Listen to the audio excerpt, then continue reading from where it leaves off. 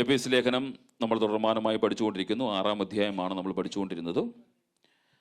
6-ാം അധ്യായത്തിൻ്റെ 10-11 വാക്യങ്ങൾ കഴിഞ്ഞ ലാസ്റ്റ് ക്ലാസ്സുകളിൽ നമ്മൾ പഠിച്ചു.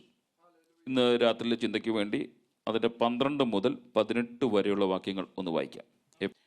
നമുക്ക് പോരാട്ടമുള്ളത് ജഡരക്തങ്ങളോട് അല്ല, വാഴ്ചകളോട്, അധികാരങ്ങളോട്, അന്ധകാരത്തിൻ്റെ ലോകാധിപതി സ്വർഗലോകത്തിൻ്റെ ദുഷ്ടാത്മസേനയോട് അത്ര. നമുക്ക് പോരാട്ടമുള്ളത് ജഡരക്തങ്ങളോടല്ല, ഈ ലോകത്തിൻ്റെ സാത്താന്യ ശക്തികളോടാണ്. ഈ കാലഘട്ടം നമ്മൾ തിരിഞ്ഞു നോക്കുമ്പോൾ ജഡരക്തങ്ങളോടാണ് ഏറ്റവും കൂടുതൽ പോരാട്ടം ഉള്ളത്. ഇപ്പോൾ സാത്താനും സാത്താൻ്റെ ശക്തികളോടും ഒന്നും പോരാടുവാൻ ആത്മീയർക്ക് എന്ന് പേര് പറയുന്നവർക്ക് പലർക്കും കഴിയുന്നില്ല. ജഡരക്തങ്ങളോടുള്ള പോരാട്ടത്തിൽ സമയത്തെ വേർതിരിച്ച് കളയുകയാണ്, അല്ലെങ്കിൽ സമയത്തെ ചെലവാക്കി കളയുന്നു. പൗലോസ് അപ്പോസ്തലൻ പറയുന്ന വാക്ക്, നമുക്ക് പോരാട്ടമുള്ളത് സഭയ്ക്കകത്ത് കടന്നു വരുന്ന വിശ്വാസികളോട് പോരാട്ടമില്ല, ജഡരക്തങ്ങളായിരുന്ന നമ്മുടെ കൂട്ടുവിശ്വാസികളോടില്ല, നമ്മുടെ നെയ്ബേഴ്സിനോടില്ല, നമ്മുടെ കൂടെ ജോലി ചെയ്യുന്നവരോടില്ല, ഈ ലോകത്തിലെ ഭരിക്കുന്ന അന്ധകാരത്തിൻ്റെ ശക്തിയോടായിരിക്കണം നിങ്ങളുടെ പോരാട്ടം. അതിനെ ജയിച്ചെങ്കിൽ മാത്രമേ ഒരു ദൈവ പൈതലിന് ക്രിസ്ത്യ ജീവിതം മുന്നോട്ട് കൊണ്ടുപോകുവാൻ കഴിയുകയുള്ളൂ എന്ന് പൗലോസ് അപ്പോസ്തലൻ വ്യക്തമായി ദൈവസഭയെ പഠിപ്പിക്കുന്നുണ്ട്.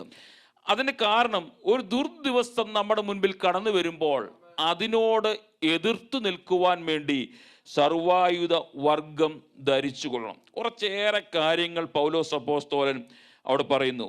1 സത്യം, 2 നീതി, 3 സുവിശേഷം, സമാധാനത്തിൻ്റെ സുവിശേഷം കാലിന് ചെരുപ്പായിട്ട്, വിശ്വാസം, രക്ഷ, ദൈവവചനം, ലാസ്റ്റ് പൗലോസ് അപ്പോസ്തലൻ സകലത്തിലും പ്രാർത്ഥിക്കുന്നവരായി തീരണം.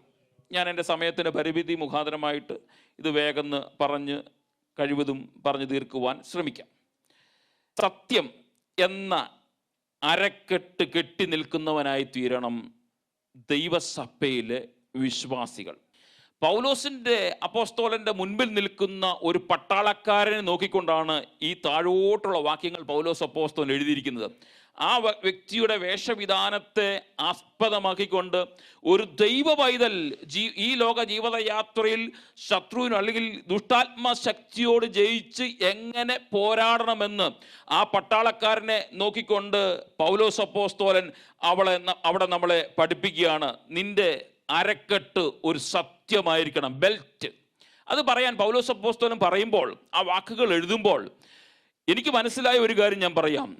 അവൻ്റെ ശരീരത്ത് ധരിച്ചിരിക്കുന്ന ആ വലിയ കുപ്പായം കാറ്റടിച്ച് പറന്നു പോകാതിരിക്കുവാൻ, അവൻ്റെ യാത്രയിൽ അവൻ മുന്നോട്ടുള്ള ഗമനത്തിൽ യുദ്ധം ചെയ്യുവാൻ വേണ്ടി മുന്നോട്ട് പോകുമ്പോൾ ആ വസ്ത്രം അവനെ ഡിസ്റ്റർബ് ചെയ്യാതിരിക്കുവാൻ വേണ്ടി അവൻ അരയ്ക്ക് ഒരു കെട്ടുകെട്ടി അതിനെ തൻ്റെ ശരീരത്തോട് മുറുക്കി യോജിപ്പിക്കും. എന്തിനു വേണ്ടി?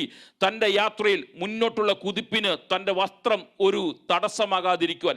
ഇവിടെ പൗലോസ് അതുതന്നെയാണ് ഒരു ദൈവ പൈതലിനെ കുറിച്ച് ആഗ്രഹിക്കുന്നത്. ഈ ലോക യാത്രയിൽ നമ്മൾ മുന്നോട്ട് പോകുമ്പോൾ ഈ ലോക യാത്രത്തിലെ കളങ്കം നമ്മളിൽ ഏശാതെ സത്യമെന്ന അരക്കെട്ട് കെട്ടിയിട്ട് വേണം ക്രിസ്ത്യ ജീവിതം മുന്നോട്ട് നയിക്കാനെന്ന് പൗലോസ് അപ്പോസ്തലൻ നമ്മളെ പഠിപ്പിക്കുന്നു. എന്താണ് ഈ സത്യത്തിൻ്റെ അരക്കെട്ടെന്ന് വിശുദ്ധ വേദപുസ്തകത്തിലൂടെ നമുക്ക് മനസ്സിലാക്കി എടുക്കുവാൻ കഴിയും. നാം ധരിക്കേണ്ട ദൈവത്തിൻ്റെ സത്യം എന്താണെന്നും വിശുദ്ധ വേദപുസ്തകത്തിൻ്റെ അടിസ്ഥാനത്തിൽ നമുക്ക് കാണുവാൻ കഴിയും. ഒന്നാമത്, ഈ സത്യമെന്ന് പറയുന്നത് ക്രിസ്തു സത്യമാണെന്നും വിശ്വാസി ക്രിസ്തുവിനെ ധരിക്കുന്നവനുമായി തീരണം. ക്രിസ്തുവാണ് സത്യം. ആ സത്യത്തെ ഞാൻ ധരിച്ചെങ്കിൽ മാത്രമേ നമ്മുടെ ക്രിസ്ത്യ ജീവിതം ധന്യമായി തീരുകയുള്ളൂ. അതുകൊണ്ടാണല്ലോ യോഹന്നാന്റെ സുവിശേഷം 1-ാം അധ്യായത്തിൻ്റെ 14-ാം വാക്യം, ജോൺ ചാപ്റ്റർ 1:14, വചനം ജഡമായി തീർന്നു, കൃപയും സത്യം നിറഞ്ഞവൻ നമ്മുടെ ഇടയിൽ പാർത്തു. ആ സത്യം നമ്മുടെ ഇടയിലേക്ക് വന്ന ക്രിസ്തുവാകുന്ന സത്യത്തെ നാം നമ്മുടെ ക്രിസ്ത്യ ജീവിതത്തിനകത്ത് ഏറ്റുപറഞ്ഞ് ക്രിസ്തുവിനെ സാക്ഷിയായി ജലത്തിൽ സാക്ഷീകരിച്ചു കഴിയുമ്പോൾ അത് നമ്മുടെ അരക്കെട്ടായിട്ട് ആ സത്യത്തെ നമ്മൾ ധരിച്ചെങ്കിൽ മാത്രമേ നമ്മുടെ ക്രിസ്ത്യ ജീവിതം മുന്നോട്ട് കൊണ്ടുപോകുവാൻ കഴിയുള്ളൂ. ആ സത്യത്തെ നമ്മൾ അവഗണിച്ചു പോകുകയാണെങ്കിൽ നമ്മുടെ ജീവിതം മുന്നോട്ട് കൊണ്ടുപോകുവാൻ കഴിയത്തില്ല എന്ന് വിശുദ്ധ വേദപുസ്തകത്തിലൂടെ പൗലോസ് നമ്മളെ പഠിപ്പിക്കുന്നു. രണ്ടാമത്, ഒന്ന് ക്രിസ്തു സത്യമാണെന്ന് വിശ്വാസി മനസ്സിലാക്കിയും ആ ക്രിസ്തുവിനെ ധരിക്കുന്നവനായി തീരണം. രണ്ടാമത്, ഈ ദൈവവചനം സത്യമാണെന്നും വിശ്വാസി ദൈവവചനം ധരിക്കുന്നവനുമായി തീരണം. ദൈവവചനം സത്യമാണെന്ന് നാം മനസ്സിലാക്കുമ്പോൾ ആ ദൈവവചനത്തെ നാം ധരിച്ചെങ്കിൽ മാത്രമേ വിശുദ്ധിയിൽ ജീവിച്ചെടുക്കുവാൻ കഴിയുള്ളൂ, ഒരു വിശുദ്ധീകരണത്തിലേക്ക് എത്തുവാൻ കഴിയുള്ളൂ. അതുകൊണ്ടാണല്ലോ ജോൺ ചാപ്റ്റർ 17:17, യോഹന്നാന്റെ സുവിശേഷം 17-ാം അധ്യായം 17-ാം വാക്യം, സത്യത്താൽ അവരെ വിശുദ്ധീകരിക്കണമേ, നിന്റെ വചനം സത്യമാകുന്നു. എന്നെ പ്രിയ സ്നേഹിതരെ, നമ്മൾ ക്രിസ്ത്യ ജീവിതത്തിനകത്ത് മുന്നോട്ടുള്ള യാത്രയിൽ ഈ ദൈവവചനം സത്യമാണെന്ന് മനസ്സിലാക്കിയും ഈ ദൈവവചനത്തെ നമ്മൾ ഹൃദയത്തിനകത്ത് ധരിക്കുകയും ചെയ്യുമ്പോൾ മാത്രമേ ഒരു വിശുദ്ധ ജീവിതത്തിലേക്ക് നമ്മൾ നയിക്കുവാൻ കഴിയുള്ളൂ. അതുകൊണ്ട് പൗലോസ് അപ്പോസ്തലൻ ദൈവസഭയോട് പറയാണ്, നിങ്ങൾക്ക് നിങ്ങളുടെ ക്രിസ്ത്യ ജീവിതം മുന്നോട്ട് നയിക്കണമെങ്കിൽ ഒരു ജയിലറയ്ക്കകത്ത് കടന്നുകൊണ്ട് ഒരു സ്വാതന്ത്ര്യമില്ലാതെ ജയിലറിലെ ഒരു പട്ടാളക്കാരനെ നോക്കിക്കൊണ്ട് അവൻ കാവൽ നിൽക്കുന്ന ആ സോൾജിയറെ നോക്കിക്കൊണ്ട് പറയാണ്, നിങ്ങളുടെ അരയ്ക്ക് സത്യമെന്ന ദൈവവചനം കെട്ടിയെങ്കിൽ മാത്രമേ ഈ ലോകത്തിന്റെ അന്ധകാരത്തിന്റെ ശക്തികളോ ദുഷ്ടാത്മാരുടെ ശക്തികളോ നിന്നെ തൊടാതെ നിന്റെ ക്രിസ്ത്യ ജീവിതം മുന്നോട്ട് നയിക്കുവാൻ കഴിയുള്ളൂ. ഇവിടെ ദൈവദാസൻ മുമ്പ് ഓർപ്പിച്ചപ്പോൾ ചോദിച്ചു, എഫേസ്യ ലേഖനം എത്ര പേര് വായിച്ചെന്ന്. എനിക്കൊക്കെ പ്രിയ സ്നേഹിതരെ, നാം ദൈവവചനം ദിനംതോറും ഭക്ഷിക്കുന്നവരായി തീരണം, ദിനംതോറും വായിക്കുന്നവരായി തീരണം, ദിനംതോറും ധ്യാനിക്കുന്നവരായി തീരണം. എന്തെന്നറിയാമോ? പാപം ചെയ്യാതെ വിശുദ്ധിയിൽ നമുക്ക് ജീവിക്കണമെങ്കിൽ ദിനംതോറും നമ്മളെ വഴി നടത്തുന്ന ദൈവവചനത്തെ നമ്മൾ ആഹാരമാക്കിയെങ്കിൽ മാത്രമേ ഈ ലോകത്തിന്റെ പാപം നമ്മളിലേക്ക് ഏൽക്കാതിരിക്കുകയുള്ളെന്ന് വിശുദ്ധ വേദപുസ്തകത്തിന്റെ അടിസ്ഥാനത്തിൽ നമുക്ക് കാണുവാൻ കഴിയും. അതുകൊണ്ടാണല്ലോ എഫേസ്യ ലേഖനം 5-ാം അധ്യായം 26-ാം വാക്യം, അവൻ അവളെ വചനത്തോടുകൂടിയ ജലസ്നാനത്താൽ വെടിപ്പാക്കി വിശുദ്ധീകരിക്കേണ്ടതിനും. വചനത്തോടുകൂടി വെടിപ്പാക്കണമെങ്കിൽ ദിനംതോറും നമ്മൾ സത്യമെന്ന അരക്കെട്ടിക്കൊണ്ട് ജീവിതയാത്ര മുന്നോട്ട് നയിക്കണമെങ്കിൽ ഈ വചനം നമ്മൾ ധരിക്കുന്നവരും അത് ഹൃദയത്തിനകത്ത് സംഗ്രഹിച്ച് മുന്നോട്ട് പോകുന്നവരുമായി തീരണം. പിന്നെ സത്യത്തിൻ്റെ അരക്കെട്ട് നമ്മൾ കെട്ടുന്നതിൻ്റെ മൂന്നാമത്തെ കാര്യം, സത്യസന്ധമായി സംസാരിക്കുവാനും ജീവിതം നയിക്കുവാനും വേണ്ടി ഈ സത്യം നമ്മൾ ധരിക്കുന്നവരായി തീരണം. എഫേസ്യ ലേഖനം 4-ാം അധ്യായം 25-ാം വാക്യം, ആകയാൽ പോഷ്ക് ഉപേക്ഷിച്ചു ഓരോരുത്തൻ താൻ്റെ കൂട്ടുകാരനോട് സത്യം സംസാരിപ്പീൻ, നാം തമ്മിൽ അവയവങ്ങളല്ലോ. ഈ സത്യസന്ധമായി സത്യം സംസാരിക്കുവാൻ വേണ്ടി ഈ സത്യത്തെ നാം ധരിക്കുന്നവരായി തീരണം. കാരണം നമ്മുടെ ജീവിതത്തിനകത്തെ മുമ്പ് ഓർപ്പിച്ചതുപോലെ വചനമുണ്ടായിരിക്കണം. വചനമുണ്ടെങ്കിൽ മാത്രമേ നമ്മൾ വിശുദ്ധീകരിക്കപ്പെടുവാൻ കഴിയുള്ളൂ. ആ വചനത്തെ ക്രിസ്തുവാകുന്ന ക്രിസ്തുവിനെ ധരിക്കണമെങ്കിൽ ക്രിസ്തു ദൈവമാണെന്ന് നമ്മൾ വിശ്വസിക്കണം. ആ വിശ്വസിച്ച് കഴിയുമ്പോൾ ഈ സത്യസന്ധമായി സംസാരിക്കുവാനുള്ള ദൈവത്തിൻ്റെ ആത്മാവ് നമുക്ക് തുണ നിൽക്കുവാൻ കഴിയും. മറ്റുള്ളവരോട് അസത്യമായി ഒന്നും പറയുവാൻ അനുവദിക്കരുത്. കാരണം നാം ദൈവ മക്കളാണെന്ന് വിശുദ്ധ വേദപുസ്തകം നമ്മളെ പഠിപ്പിക്കുന്നു. വിശുദ്ധ വേദപുസ്തകം നമ്മളെ പഠിപ്പിക്കുക. 1 പത്രോസ് ലേഖനം 1 പീറ്റർ 1:22, 1 chapter 22, എന്നാൽ സത്യമനുസരിക്കാൽ നിങ്ങളുടെ ആത്മാക്കളെ നിർവ്യാജമായ സഹോദര പ്രീതിക്കായി നിർമ്മലീകരിച്ചുകൊണ്ട് ഹൃദയപൂർവ്വം അന്യോന്യമുറ്റു സ്നേഹിപ്പീൻ. ഈ സത്യം അകത്തു കടന്നു കഴിയുമ്പോൾ പത്രോസോട് പറയുന്നൊരു വാക്കുണ്ട്, ഹൃദയപൂർവം അന്യോന്യമുറ്റു സ്നേഹിക്കുവാൻ കഴിയും. സത്യം കവചമായി അരയിൽ കെട്ടിക്കഴിഞ്ഞാൽ നമ്മുടെ ജീവിതയാത്രയിൽ മുമ്പ് പൗലോസ് അപ്പോസ്തലൻ പറഞ്ഞ നമുക്ക് ജഡരക്തങ്ങളോട് ശത്രുത ഉണ്ടാകുവാൻ അനുവദിക്കത്തില്ല. കാരണം പത്രോസ് പറയാണ്, ഹൃദയപൂർവ്വം അന്യോന്യമുറ്റു സ്നേഹിക്കുവാൻ കഴിയും, സഹോദര പ്രീതി നിലനിൽക്കുവാൻ കഴിയും. എനിക്കറിയുന്ന പ്രിയ സ്നേഹിതരെ, നമ്മുടെ ജീവിതയാത്രയിൽ ഈ സത്യത്തെ അരയിൽ കെട്ടിക്കൊണ്ട് നടക്കുവാൻ കഴിയും. വചനത്തെ ഹൃദയത്തിനകത്ത് സ്വീകരിച്ചുകൊണ്ട് യേശു ക്രിസ്തുവിനെ ധരിച്ചുകൊണ്ട് ഈ ലോകത്തിലേക്ക് നമ്മുടെ പാപത്തിന്റെ പരിഹാരത്തിനായി നമുക്ക് വേണ്ടി ജീവനെ തന്ന യേശു ക്രിസ്തുവിനെ ധരിച്ചു കഴിയുമ്പോൾ ആ യേശു ക്രിസ്തുവിന്റെ സ്വഭാവം നമ്മളിൽ വേണമെന്ന് നമ്മൾ ദിനംതോറും പ്രാർത്ഥിക്കുകയും നമ്മൾ ദിനംതോറും പറയുകയും ചെയ്യുമ്പോൾ തന്നെ ഈ വചനത്തെ ധരിച്ചുകൊണ്ട് ആ ക്രിസ്തുവിന്റെ സ്വഭാവം നമ്മളിലേക്ക് കടന്നു വന്നാൽ നമുക്ക് ജഡരക്തങ്ങളോട് ശത്രുത തോന്നുവാൻ കഴിയില്ല. കാരണം യേശു ക്രിസ്തു നല്ല മാതൃകയായി നമുക്ക് നിൽക്കുകയാണ്. ലോകത്തിൽ ഒരു മനുഷ്യനോട് പോലും ശത്രുതയില്ലാത്ത ഒരു ദൈവപുത്രൻ നമുക്കുള്ളത് കൊണ്ട് അവനെ ധരിച്ചു കഴിഞ്ഞാൽ നമുക്ക് ഈ ലോകത്തിൽ ആരോടും ശത്രുതയില്ല. സാത്താന ശക്തികളോട് മാത്രമേ ഉള്ളൂ. നമ്മുടെ ക്രിസ്ത്യ ജീവിതത്തെ മുന്നോട്ട് വിടാൻ കഴിയാതെ, നമ്മുടെ ഗമനത്തെ മുന്നോട്ട് വിടാൻ കഴിയാതെ സാത്താൻ നമ്മളെ ബന്ധിക്കുന്നുണ്ടെങ്കിൽ അതിനെ ജയിക്കണമെങ്കിൽ ഈ സത്യമെന്ന കവചം അല്ലെങ്കിൽ ഈ സത്യമെന്ന അരക്കെട്ട് കെട്ടി മുന്നോട്ട് യാത്ര ചെയ്യണമെന്ന് വിശുദ്ധ വേദപുസ്തകം നമ്മളെ വിശദമായി പഠിപ്പിക്കുന്നു. മാത്രമല്ല, ഒരു പട്ടാളക്കാരനെ നോക്കിക്കുമ്പോൾ, സോൾജിയറിനെ നോക്കുമ്പോൾ അവൻ നിരവധി കാര്യങ്ങളിൽ നിന്ന് മാറി നിൽക്കേണ്ട വ്യക്തിയാണ്. നിരവധി കാര്യങ്ങളിൽ നിന്ന് മാറി നിൽക്കേണ്ടതാണ്. കാരണം ഈ ലോകത്തിന്റെ എഫേസ്യ ലേഖനം തന്നെ പൗലോസ് അപ്പോസ്തലൻ ഈ ദൈവസഭയ്ക്ക് ദൂതെഴുതുമ്പോൾ 4-ാം അധ്യായത്തിലേക്ക് 14-ാം വാക്യം വായിച്ചു വരുമ്പോൾ ഇങ്ങനെയാണ് കാണുവാൻ കഴിയുന്നത്. അങ്ങനെ നാം ഇനി മനുഷ്യരുടെ ചതിയാലും ഉപായത്താലും തെറ്റിച്ചു കളയുന്ന തന്ത്രങ്ങളിൽ കുടുങ്ങി പോകുവാൻ തക്കവണ്ണം ഉപദേശത്തിന്റെ ഓരോ കാറ്റിനാൽ അലഞ്ഞൊഴിഞ്ഞ ശിശുക്കൾ ആയിരിക്കാതെ സ്നേഹത്തിൽ സത്യം സംസാരിച്ചുകൊണ്ട് ക്രിസ്തു എന്ന തലയോളം സകലത്തിലും വളരുവാനിടയാവും.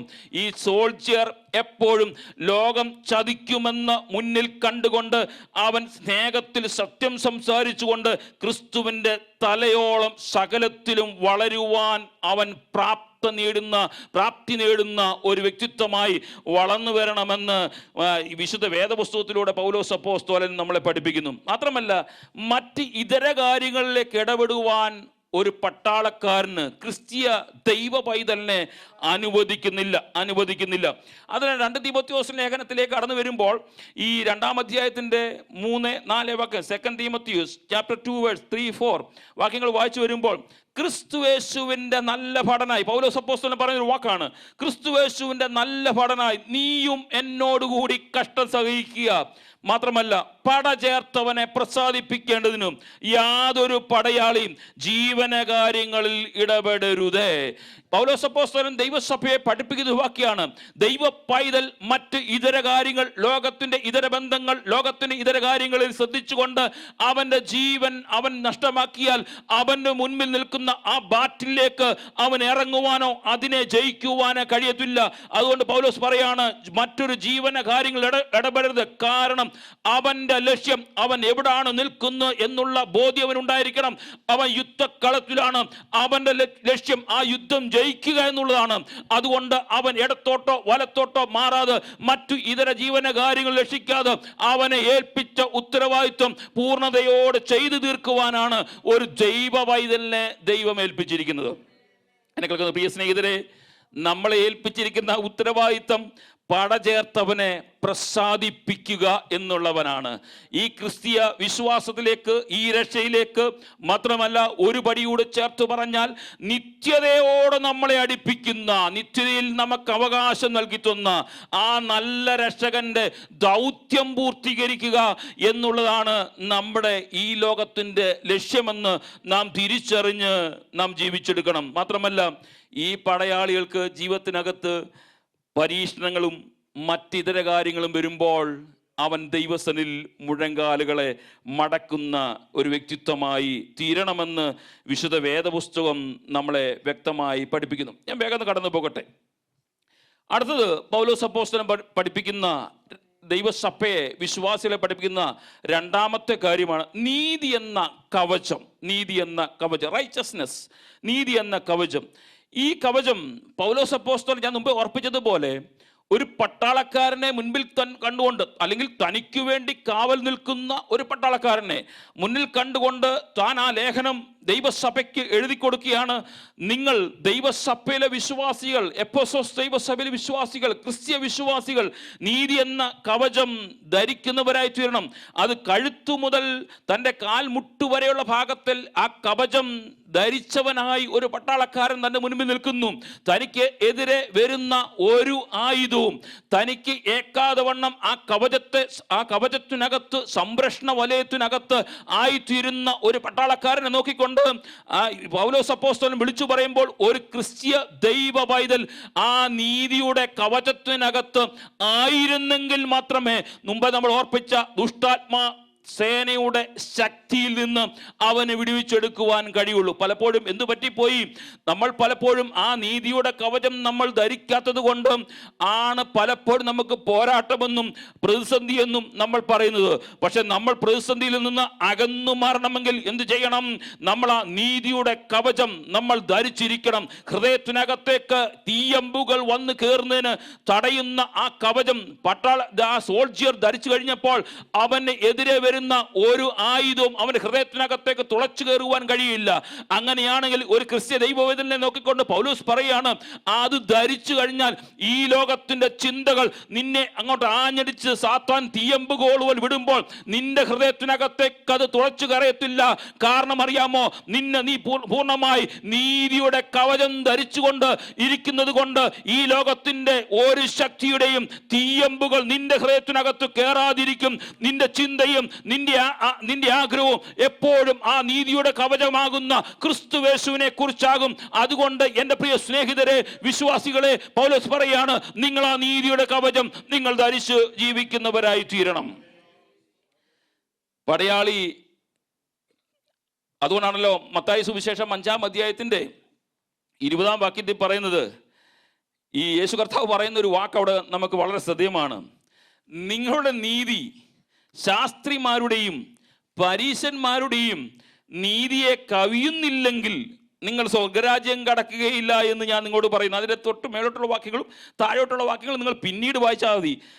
Matthew chapter 5:20. അത് തൊട്ട് മേലുള്ള വാക്യങ്ങളും, ശാസ്ത്രിമാരുടെയും പരീശന്മാരുടെയും നീതിയെപ്പോലെ ചെയ്തിട്ട് നിങ്ങൾക്ക് സ്വർഗരാജ്യം അവകാശമാക്കുവാൻ വേണ്ടിയാണ് നിങ്ങൾ വരുന്നെങ്കിൽ, നമുക്ക് കഴിഞ്ഞ ക്ലാസ്സുകൾ, ആദ്യത്തെ ക്ലാസ്സുകൾ നമ്മൾ പറഞ്ഞതാണ്, പബ്ലിക്കിൽ പ്രാർത്ഥിക്കുമ്പോൾ മറ്റുള്ളവരെ കാരണമെന്നുള്ള ആകാംക്ഷയോടും ആവേശത്തോടും അവർ പ്രാർത്ഥിക്കുന്നു.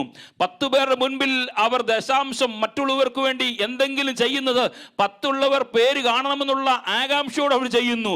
അവിടെ യേശു കർത്താവ് പറയാണ്, അവരെ പോലെ ചെയ്തിട്ട് എനിക്ക് സ്വർഗം ലഭിക്കുമെന്ന് പറഞ്ഞ് നടക്കുന്ന അവരെ പോലെ ചെയ്തിട്ടുണ്ടെങ്കിൽ, അവരുടെ നീതിയെ കവിയുന്നില്ലെങ്കിൽ, അവർ ചെയ്യുന്നത് പോലെ നീ ചെയ്തിട്ട് വന്നാൽ നിനക്ക് സ്വർഗരാജ്യം ലഭിക്കത്തില്ലെന്ന് യേശു കർത്താവ് പറഞ്ഞിട്ടുണ്ടെങ്കിൽ, എൻ്റെ പ്രിയ സ്നേഹിതരെ, ഞാൻ നീതിയുടെ കവചം ധരിക്കുമ്പോൾ മറ്റുള്ളവരെ കാണിക്കുവാൻ അല്ല നീതിയുടെ കവചം ധരിക്കേണ്ടത്.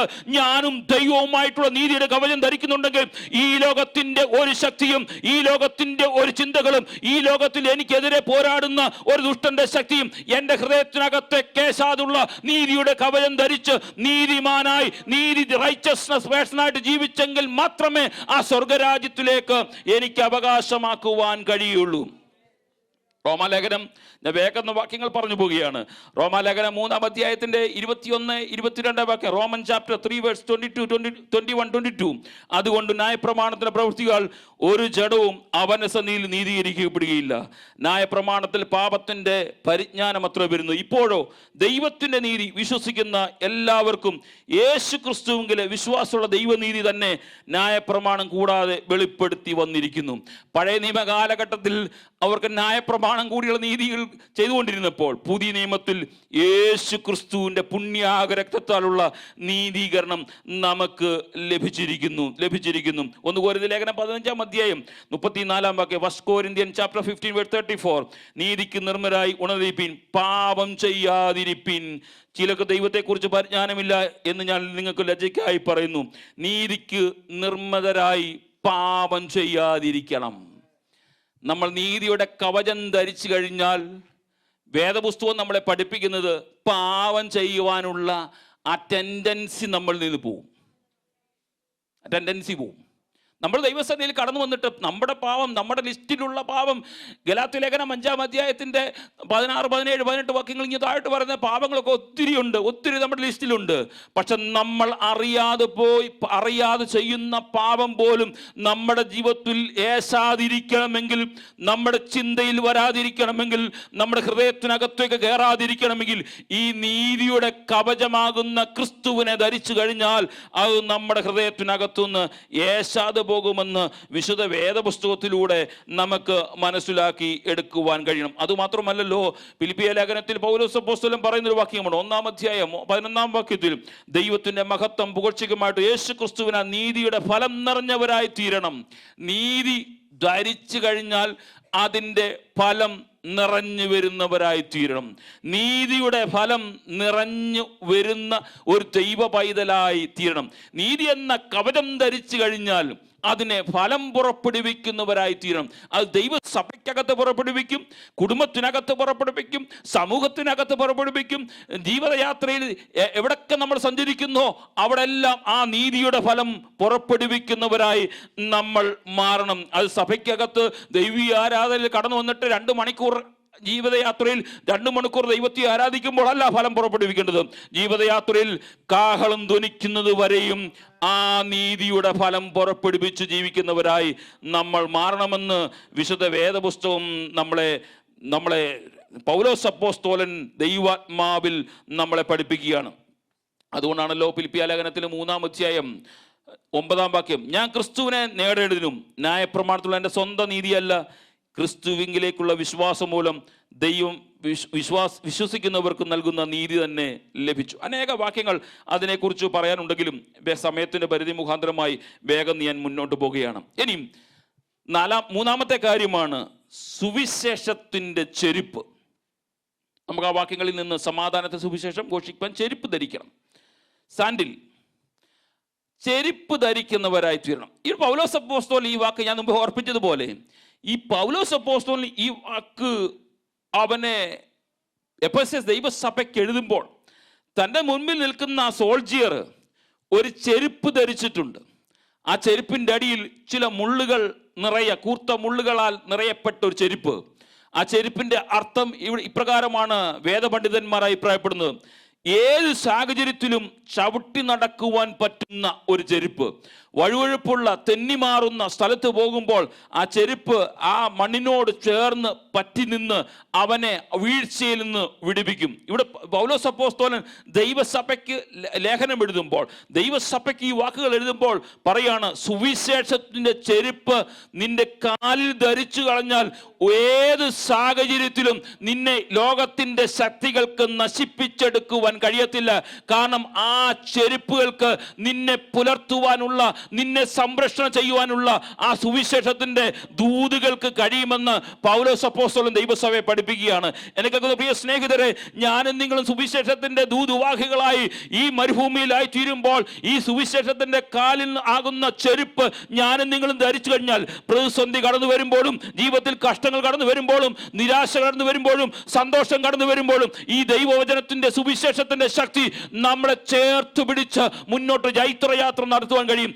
ഏത് സാഹചര്യത്തിലും തെന്നിപ്പോകുന്ന അല്ലെങ്കിൽ തെറ്റിപ്പോകുന്ന വീഴുന്ന സാഹചര്യം കടന്നു വരുമ്പോൾ ഈ സുവിശേഷത്തിന്റെ ആത്മാവ് ഹൃദയത്തിനകത്തുനിന്ന് മന്ത്രിക്കുന്നുകൊണ്ട് അതിൽ നിന്ന് നമ്മളെ അകറ്റിക്കൊണ്ടുപോകുവാൻ കഴിയും. ദൈവവചനം അകത്തില്ലാത്തത് കൊണ്ട്, ദൈവവചനം നമ്മളിൽ പലരും മനസ്സിലാക്കാത്തത് കൊണ്ട്, ദൈവവചനത്തിന്റെ ആഴമേറിയ സത്യം വേദപുസ്തകത്തിന്റെ അടിസ്ഥാനത്തിൽ അത് ഗ്രഹിക്കുവാൻ കഴിയാത്തത് കൊണ്ടാണ് നമ്മൾ പലരും കേട്ടിട്ടുണ്ടല്ലോ, പലരും നഷ്ടപ്പെട്ടു പോയി, പലരും വീണുപോയി, പലരും ഈ ലോകത്തിന്റെ മോഹങ്ങൾക്കും ഇച്ഛകൾക്കും വേണ്ടി പുറകെ പോയി എന്നൊക്കെ നമ്മൾ പലപ്പോഴും കേൾക്കാറുള്ള വാക്കുകളുണ്ട്. പക്ഷെ അതിന് കാരണമെന്നറിയാമോ? ഈ ആ സുവിശേഷത്തെ സത്യത്തെ കാലിന് ചെരുപ്പായി ധരിച്ചുകൊണ്ട് മുന്നോട്ട് പോകുന്ന ഒരു ദൈവം എന്ന് പറയാൻ കഴിയും. ഈ ലോകത്തിന്റെ ഒരു വാക്കുകളും എന്നെ കീഴ്പ്പെടുത്തി കളയുവാൻ കഴിയുകയില്ല. കാരണം അവൻ ജീവിതയാത്രയിൽ ആ സുവിശേഷം ധരിച്ചിട്ടുണ്ട്. അതുകൊണ്ടാണല്ലോ യേശു കർത്താവ് തൻ്റെ അവസാന ശുശ്രൂഷയുടെ അവസാന ദിവസങ്ങളിൽ മത്തായി എഴുതിയ സുവിശേഷം 28-ാം അധ്യായത്തിൻ്റെ 19 വാക്യം 20 വാക്യം പറയുമ്പോൾ ഒരു വാക്ക് യേശു കർത്താവ് പറയുന്നുണ്ട്. നമ്മോട് ദൈവാത്മാവ് പറയുന്നൊരു വാക്കാണ്. ആകയാൽ നിങ്ങൾ പുറപ്പെട്ട് പിതാവിൻ്റെയും പുത്രൻ്റെയും പരിശുദ്ധാത്മാവിൻ്റെ നാമത്തിൽ സ്നാനം കഴിപ്പിച്ചും ഞാൻ നിങ്ങളോട് കൽപ്പിച്ചതൊക്കെ പ്രമാണിക്കാൻ തക്കവണ്ണം ഉപദേശിച്ചുകൊണ്ട് സകല ജാതികളെ ശിഷ്യരാക്കിക്കൊള്ളും. ഞാനോ ലോകാവസാനത്തോളം എല്ലാ നാളും നിങ്ങളോട് കൂടെയുണ്ട് എന്ന് അരുളി ചെയ്യും. ഈ സുവിശേഷത്തിന് ചെരുപ്പ് ധരിക്കുന്നവരായി ദൈവമക്കൾ മാറണം. നമ്മൾക്ക് ഏറ്റവും ഇൻട്രസ്റ്റ് ഉള്ള ഒറ്റ വാക്ക് മാത്രമേ അതിനകത്തുനിന്ന് നമ്മൾ പലപ്പോഴും പ്രാർത്ഥിക്കുമ്പോഴും ദൈവാത്മാവിൽ വളരെ പ്രതീക്ഷയോട് പറയുന്ന ഒരു കാര്യമുണ്ട്. ലോകാവസാനത്തോളം എല്ലാ നാളും എന്നോട് കൂടെയുള്ള ദൈവം. പക്ഷെ അതിനു മുമ്പ് ഒരു വാക്യമുണ്ട്. നമ്മളെ ഏൽപ്പിച്ചിരിക്കുന്ന ദൗത്യം ചെയ്യുവാൻ വേണ്ടി കർത്താവ് ദൗത്യം ഏൽപ്പിച്ചിരിക്കുന്ന ഒരു സോൾജിയറെ ദൗത്യം ഏൽപ്പിച്ചിരിക്കുമ്പോൾ അവന് അത് ബാറ്റിൽ ഫീൽഡിൽ പോയിട്ട് അത് ജയിച്ചു വരിക എന്നുള്ളതാണ്. അവനോടുകൂടെ ജയിച്ചു വരുന്നവനോടുകൂടെ എല്ലാ നാളും ഞാനുണ്ട്. എൻ്റെ പ്രിയ സ്നേഹിതരെ, നമ്മളെ ഏൽപ്പിച്ചിരിക്കുന്ന ദൗത്യം ഈ മരുഭൂമിക്കകത്തായിക്കോട്ടെ, നമ്മളെ ഏൽപ്പിച്ച ദൗത്യം സുവിശേഷ ദർശനമുള്ളവരായി തീരണം. 2025 21 ദിവസം ഉപവാസ പ്രാർത്ഥന നടന്നപ്പോൾ കേട്ട ദൂതുകളെല്ലാം നിങ്ങളൊന്ന് ഇരുന്ന് ചിന്തിച്ചാൽ മതി. എല്ലാ ദൂതിൻ്റെ അവസാനം ഉണ്ടായിരുന്നു, ദൈവസഭയിലേക്ക് ആത്മാക്കൾ കയറി വരും. അതിന് നമുക്കൊരു ദൗത്യമുണ്ട്. നമ്മൾ പോകണം, നമ്മൾ ക്യാമ്പുകൾ സന്ദർശിക്കണം, നമ്മൾ വേദനപ്പെട്ടിരിക്കുന്ന, നിരാശപ്പെട്ടിരിക്കുന്ന, രോഗികളായിരിക്കുന്ന സഹോദരങ്ങളെ കണ്ടുപിടിച്ച് അവരെ സന്ദർശിക്കണം. അതിന് നമ്മൾ സമയം മാറ്റിവെച്ചേ മതിയാകുകയുള്ളൂ. അവരോടൊപ്പം ഈ ലോകത്തിൻ്റെ കാഹളം ധ്വനിക്കുന്നത് വരെ ഞാൻ നിങ്ങളോട് കൂടെയുണ്ട്. ഈ പൗലോസ് അപ്പോസ്തലന്റെ ഭാഷയിൽ പറഞ്ഞാൽ നമ്മൾ പ്രവർത്തിക്കുന്നവരായി തീരണം.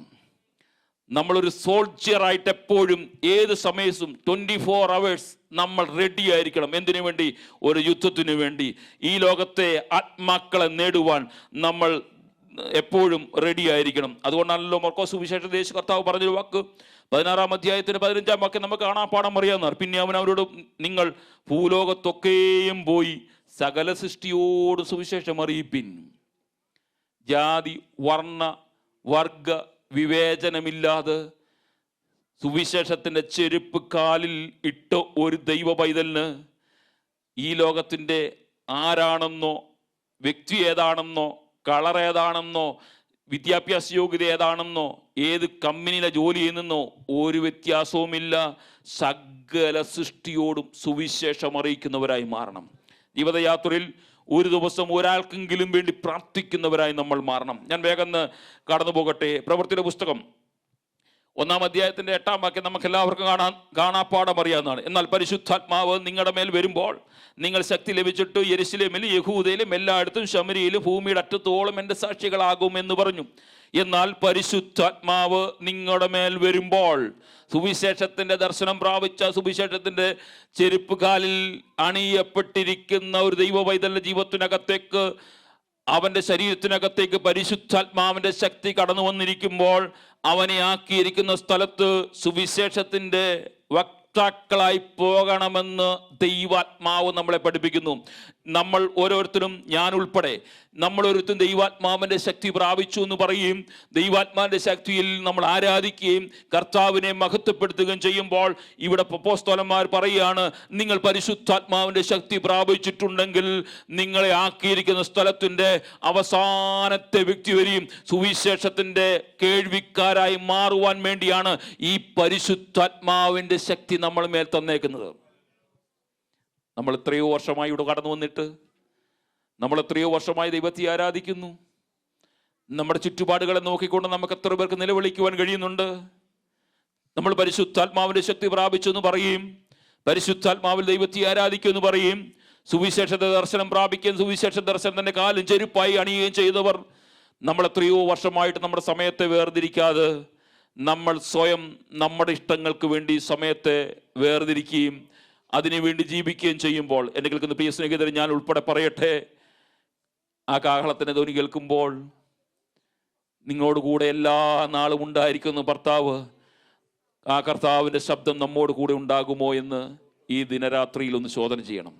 അല്ല, നമുക്കത് ഇതുവരെയും സാഹചര്യം അത് അനുവദിച്ചിട്ടില്ലെങ്കിൽ ഇന്ന് മുതൽ ദൈവസഭ തീരുമാനമെടുക്കണം. കർത്താവേ, എല്ലാ ദിവസവും വൈകുന്നേരം ഒരു വ്യക്തിയോട് സുവിശേഷം പറയുവാൻ ഞാൻ പോകുവാൻ തയ്യാറാണ് എന്നുള്ള ഒരു തീരുമാനത്തിലേക്ക് പോകണം. കാരണം പരിശുദ്ധാത്മാവ് നമ്മുടെ ഹൃദയത്തിൽ. അതുകൊണ്ടാണ് പൗലോസ് അപ്പോസ്തലൻ റോമാലേഖനം 1:16 പറയുന്നത്, സുവിശേഷത്തെക്കുറിച്ച് എനിക്ക് ലജ്ജയില്ല.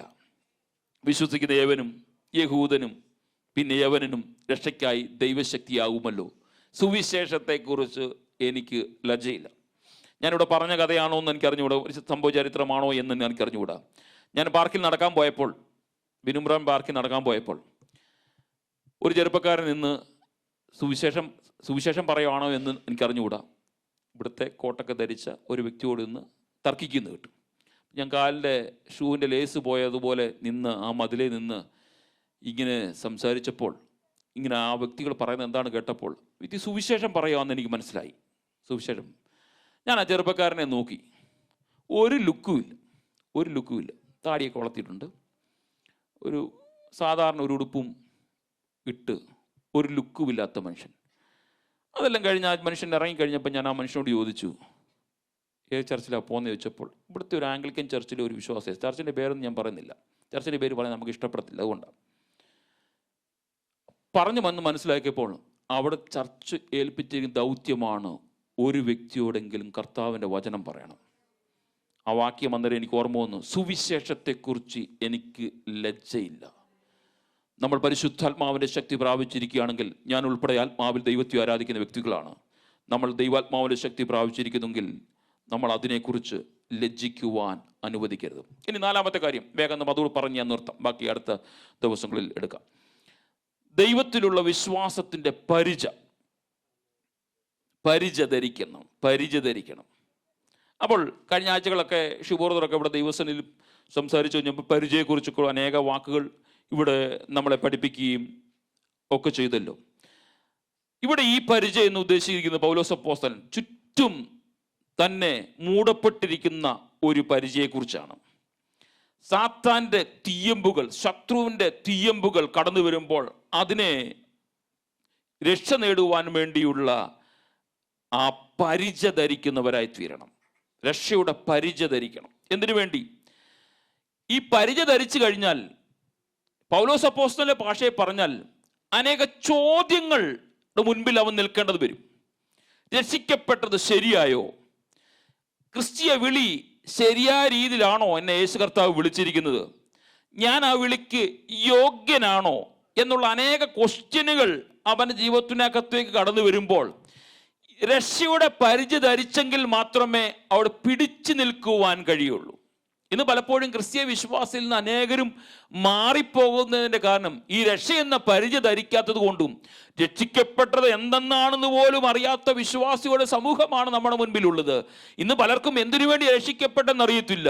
പക്ഷെ ദൈവവചനത്തിൻ്റെ രക്ഷയുടെ അടിസ്ഥാനം മനസ്സിലാക്കി. അതുകൊണ്ടാണല്ലോ നമ്മുടെ കുഞ്ഞുങ്ങൾക്കൊക്കെ സ്നാനപ്പെടുന്നതിന് മുമ്പ് വളരെ വ്യക്തമായി രക്ഷാനിർണയം പ്രാപിച്ച കുഞ്ഞുങ്ങൾക്ക് ദൈവവചനത്തിൻ്റെ അടിസ്ഥാനത്തിൽ ക്ലാസ്സുകൾ എടുത്തു കൊടുക്കുന്നതിൻ്റെ കാരണം എന്നറിയാമോ? അവർ പോയി നിൽക്കുന്ന സ്ഥലത്ത് ഈ രക്ഷയുടെ കവചം ധരിച്ചിട്ടില്ലെങ്കിൽ അവർ മുൻപിൽ കടന്നു വരുന്ന ചോദ്യങ്ങൾക്ക് മറുപടി പറയുവാൻ കഴിയാതെ അവർ വീണു പോകുമ്പോൾ ഇവിടെ പൗലോസ് പറയാണ്, ഈ രക്ഷയുടെ കവചം നീ ധരിച്ചിരിക്കണം. ധരിച്ചെങ്കിൽ മാത്രമേ, ആ വിശ്വാസത്തിന്റെ പരിച നീ ഏറ്റെടുത്തെങ്കിൽ മാത്രമേ ജീവിതയാത്ര മുന്നോട്ട് പോകുവാൻ കഴിയുള്ളൂ എന്ന് പൗലോസ് അപ്പോസ്തലൻ നമ്മളെ പഠിപ്പിക്കുന്നു. ഈ പരിചയത്തെക്കുറിച്ച് വിശുദ്ധ വേദപുസ്തകത്തിൽ ഉൽപ്പത്തി പുസ്തകം 15-ാം അധ്യായത്തിന് 1-ാം വാക്യം അബ്രഹാമിനെ കുറിച്ച് മുതൽ പറയുന്ന കാര്യങ്ങൾ മുതൽ താഴോട്ട് അനേക സങ്കീർത്തന പുസ്തകങ്ങളിൽ അനേക പുസ്തകങ്ങളിൽ പറഞ്ഞ് സങ്കീർത്തനം 3-ാം അധ്യായത്തിൻ്റെ 3-ാം വാക്യം മുതൽ പറയോട്ട് വായിക്കും നമുക്കറിയാം, നീ യഹോവേ എനിക്ക് ചുറ്റും പരിചയം, എൻ്റെ മഹത്വവും എൻ്റെ തല ഉയർത്തുന്നവനുമാകുന്നു. ഈ പരിച ധരിച്ചെങ്കിൽ മാത്രമേ ദൈവ സാന്നിധ്യം നമുക്ക് അനുഭവിച്ച് അറിയുവാൻ കഴിയുള്ളൂ. വിശുദ്ധ വേദപുസ്തകത്തിൻ്റെ അടിസ്ഥാനത്തിൽ നമുക്ക് മനസ്സിൽ ആക്കി എടുക്കുവാൻ കഴിയും. ഈ യെശയ്യാവിന്റെ പുസ്തകം 26-ാം അധ്യായത്തിന്റെ 3-4 വാക്യങ്ങൾ പറഞ്ഞ് ഞാൻ നിർത്താം. അവിടെ സ്ഥിരമാനസിൽ നിന്നിൽ ആശ്രയം വെച്ചിരിക്കൊണ്ട് നീ അവനെ പൂർണ്ണ സമാധാനത്തിൽ കാക്കുന്നു. യഹോവയാം യാഹോവേ ശാശ്വതമായ പാറ ഉള്ളതിനായി യഹോവയിൽ എന്നേക്കും ആശ്രയിപ്പിൻ. ഈ പരിചയമുള്ളവന് മാത്രമേ സ്ഥിരമാനസിനിൽ ആശ്രയം വയ്ക്കുവാൻ കഴിയുള്ളൂ. സ്ഥിരമാനസിൽ ആശ്രയം വെക്കണമെങ്കിൽ, ഈ ദൈവത്തിൽ ആശ്രയം വെക്കണമെങ്കിൽ, ദൈവ സാന്നിധ്യം നമ്മൾ അറിയണമെങ്കിൽ ഈ വിശ്വാസത്തിൻ്റെ പരിച എൻ്റെ കൂടെ ഉണ്ടായിരിക്കണം. അതുകൊണ്ടാണ് പ്രവർത്തിയുടെ പുസ്തകത്തിൽ 27-ാം അധ്യായം വായിച്ചു വരുമ്പോൾ അതിന് 25-ാം വാക്യത്തിൽ പൗലോസ് അപ്പോസ്തലൻ വിശ്വാസത്തെക്കുറിച്ചൊരു വാക്കവിടെ പറയുന്നുണ്ട്. അതുകൊണ്ട് പുരുഷന്മാരെ ധൈര്യപ്പെട്ടിരിപ്പീൻ, എന്നോട് അരുളി ചെയ്തതുപോലെ തന്നെ സംഭവിക്കും എന്നും ഞാൻ ദൈവത്തെ വിശ്വസിക്കും. നമുക്കറിയാം, കപ്പൽ ഛേദം വരാൻ പോകുന്ന പൗലോസ് അപ്പോസ്തലൻ തൻ്റെ കൂടെയുള്ള സഹയാത്രക്കാരോട് പറയുന്നൊരു വാക്യമാണ്, അതുകൊണ്ട് പുരുഷന്മാരെ ധൈര്യപ്പെട്ടിരിപ്പീൻ, ഇന്ന് ഞാൻ തന്നെ സംഭവിക്കും, ദൈവം എന്നോട് അരുളിച്ചതുപോലെ തന്നെ സംഭവിക്കും, അത് ഞാൻ വിശ്വസിക്കുന്നു. ഈ വിശ്വാസത്തിൻ്റെ പരിച ഞാൻ ഏറ്റുകഴിഞ്ഞാൽ ജീവിതയാത്ര പ്രതിസന്ധി കടന്നു വരുമ്പോഴും പ്രതികൂലങ്ങൾ കടന്നു വരുമ്പോഴും പതറിപ്പോകത്തില്ല. പലപ്പോഴും നമ്മൾ ഉൾപ്പെടെ നമ്മൾ പതറിപ്പോകാറുണ്ട്. കാരണം നമുക്ക് ക്രിസ്തുവിലുള്ള വിശ്വാസം കുറഞ്ഞുകൊണ്ടിരിക്കുന്നൊരു കാലഘട്ടത്തിലാണ് ജീവിക്കുന്നത്. പ്രാർത്ഥിച്ചാൽ സൗഖ്യം കിട്ടുമോ എന്ന് ചോദിച്ചാൽ നമ്മൾ പലരും കൈമലർത്തി കാണിക്കും. നമ്മൾ പ്രാർത്ഥിക്കാൻ പോകുമ്പോൾ തന്നെ, ഉപവസിക്കാൻ പോകുമ്പോൾ തന്നെ നമ്മൾ രണ്ട് മനസ്സോടുകൂടി പോയി പ്രാർത്ഥിക്കുന്നവരാണ്. പക്ഷെ ഇവിടെ പൗലോസ് പറയുകയാണ്, തന്നെ അരുളി ചെയ്തതുപോലെ തന്നെ സംഭവിക്കും, കാരണം ഞാൻ ദൈവത്തിൽ വിശ്വസിച്ചിരിക്കുന്നു. ദർശനം പ്രാപിച്ചവൻ, പ്രാർത്ഥനയ്ക്ക് മറുപടി കണ്ടവൻ, ജയിലറയ്ക്കകത്തും തന്നെ പുറത്തു കൊണ്ടുവന്ന കർത്താവിനെ, ആ ദൈവത്തെ വിശ്വസിക്കുവാനുള്ള ആർജവം പൗലോസ് അപ്പോസ്തലൻ കാണിച്ചെങ്കിൽ ഈ 2025 ഞാനും നിങ്ങളും ക്രിസ്തീയ വിശ്വാസത്തിന് വേണ്ടി നിലനിൽക്കുമ്പോൾ നമ്മുടെ ജീവിതയാത്ര എന്തെങ്കിലും കടന്നു വന്നാൽ എൻ്റെ മാസ്റ്റർ പ്ലാൻ കർത്താവിൻ്റെ കയ്യിലാണ്. അവൻ ചെയ്തതുപോലെയും അവൻ അരുളി ചെയ്തതുപോലെയും അവൻ പറഞ്ഞതുപോലും മാത്രമേ എനിക്ക് സംഭവിക്കുകയുള്ളൂ എന്ന് നമ്മൾ ദൈവസനിൽ പൂർണ്ണമായി വിശ്വസിച്ചെടുക്കുവാൻ കഴിയും. അങ്ങനെയാണെങ്കിൽ എൻ്റെ പ്രിയ സ്നേഹിതരെ, ഈ കവചങ്ങൾ ധരിച്ച് ക്രിസ്തീയ ജീവിതം നമുക്ക് എത്ര പേർക്ക് മുന്നോട്ട് നയിക്കുവാൻ കഴിയും? തുടർന്നുള്ള 1-2 കാര്യങ്ങളുണ്ട്, അത് അടുത്ത ആഴ്ചകളിൽ ഓർപ്പിക്കാൻ കഴിയും. അങ്ങനെയാണെങ്കിൽ ഈ ദൈവവചനം ധരിക്കുന്നവരായി, ക്രിസ്തുവിനെ ധരിക്കുന്നവരായി നമ്മൾ തീർന്നെങ്കിൽ മാത്രമേ നമ്മുടെ ക്രിസ്തീയ ജീവിതം ധന്യമായി മാറുകയുള്ളൂ. 2025 തുടങ്ങിയിട്ട് ചില മാസങ്ങൾ കഴിഞ്ഞുപോയി, 3 മാസങ്ങൾ കഴിഞ്ഞുപോയി. ഏപ്രിൽ മാസത്തിലേക്ക് നമ്മൾ കടന്നു വന്നിരിക്കുന്നു. ഇതുവരെയും വേദപുസ്തകം നമുക്ക് വായിക്കുവാൻ കഴിഞ്ഞിട്ടില്ലെങ്കിൽ പ്ലീസ് നമ്മൾ ദൈവവചനം വായിക്കുന്നവരായി മാറണം. നമ്മൾ ദൈവവചനത്തിൻ്റെ ആഴത്തിലേക്ക് ഇറങ്ങണം. കർത്താവിൻ്റെ വരവിന് മുമ്പെങ്കിലും ഒരു പ്രാവശ്യമെങ്കിലും ദൈവവചനം ഒന്ന് വായിച്ച് തീർക്കണം. കർത്താവിൻ്റെ വരവിന് ഇന്ന് നാളെ സംഭവിക്കുമ്പോൾ, ഇന്ന് രാത്രി സംഭവിച്ചാൽ നമ്മൾ അർത്ഥശൂന്യരായി പോവും. നമ്മൾ ദൈവവചനം വായിക്കുന്നവരായി തീരണം. ദിനംതോറും ആ ദൈവവചനം അകത്തേക്ക് കയറുമ്പോൾ ഈ ലോകത്തിൻ്റെ ഒരു ശക്തിക്കും നമ്മൾ തൊടുവാൻ കഴിയത്തില്ല. പിന്നെ എങ്ങും പോയി മുഴങ്കാലുകളെ മടക്കി നമ്മൾ പോരാട്ടം വന്നിരിക്കേണ്ട കാര്യമില്ല. കാരണം അകത്ത് ദൈവവചനമുള്ളവൻ അറിയാം, എൻ്റെ ദൈവം അറിയാതെ എനിക്കൊന്നും സംഭവിക്കത്തില്ല. എൻ്റെ ദൈവം അറിയാതെ എനിക്കൊന്നും സംഭവിക്കത്തില്ല. ഇന്ന് മരണം സംഭവിച്ചാൽ, ഇന്ന് എനിക്ക് ജീവനോട് നിന്നാൽ, പൗലോസ് അപ്പോസ്തലൻ ഇത് ലാഭം, ഞാൻ മരിച്ചാലും ജീവിച്ചാലും ക്രിസ്തുവിന് ലാഭം. അങ്ങനെയാണെങ്കിൽ ആ പൗലോസ് അപ്പോസ്തലന്റെ വാക്കോട് ചേർന്ന് ദൈവാത്മാവിൽ നമുക്കും പറയാൻ കഴിയണം, എനിക്ക് ഏത് സംഭവിച്ചാലും എനിക്ക് അതിൽ സന്തോഷം മാത്രമേ ഉള്ളൂ. അങ്ങനെയാണെങ്കിൽ ആ ദൈവവചനത്തിൻ്റെ അടിസ്ഥാനത്തിൽ ജീവിക്കുവാൻ സർവശക്തിയുള്ള ദൈവം നമ്മെ സഹായിക്കുമാറാകട്ടെ.